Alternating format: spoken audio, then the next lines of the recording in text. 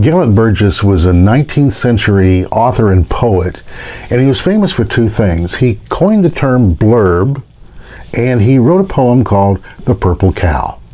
I never saw a purple cow, I never hope to see one, but I can tell you anyhow, I'd rather see than be one. However, today, you want to be a purple cow, because being a purple cow can definitely get you more good views.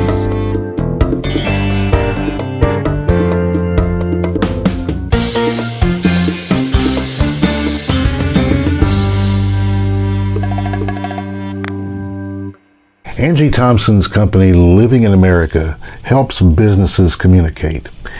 Angie, you recently had a post about finding your purple cow. Can you explain that? Absolutely, Ron. I'd be happy to. So there's a wonderful book from Seth Godin, and it's called The Purple Cow. And he talks about what makes us all unique, really unique, because when we come out with a product, everybody gets excited about it. And you say, just like you're taking a drive in the country, like, oh, look, there's a cow. And then you see more cows, like, there's cows. So you really want to be the person in your business that says, wow, that's different. And one example that I have is someone who worked with Juice Plus. It's something when Juice Plus, you first hear, you're like, what a great idea, all this nutrition, all this. But then you start to get around and you see, gosh, everybody's selling Juice Plus. So what's going to make you the best person for Juice Plus in your market? And that usually comes from why you do what you do. Yeah, that was a post that Simon Sinek made. How does someone do that?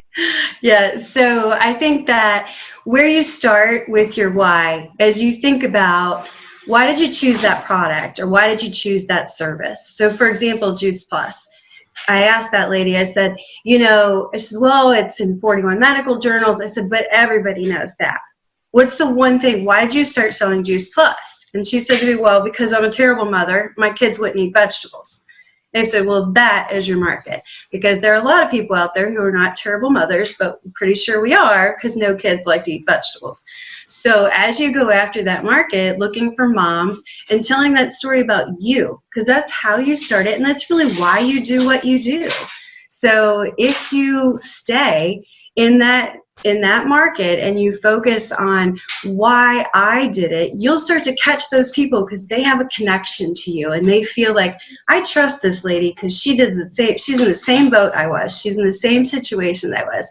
And so I think it's an important thing to really focus on, how did you get into it? Really think and reflect back on what made you do it. Why did you choose that one over another one? There's lots of supplements. Why did you choose that one?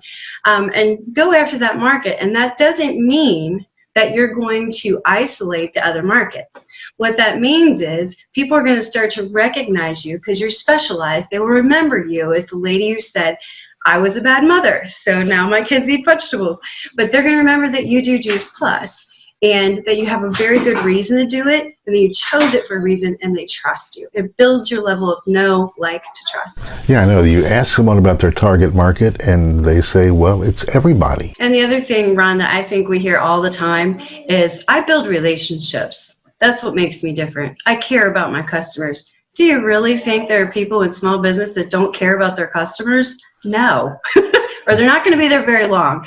So I really like to dig into people and help them understand that what you said is very nice, but it doesn't make a lot of sense. We've got to go to the next level. That's great advice. You got to find your why, and you got to find your purple cow. Thanks to Angie Thompson and Living in America for being with us today.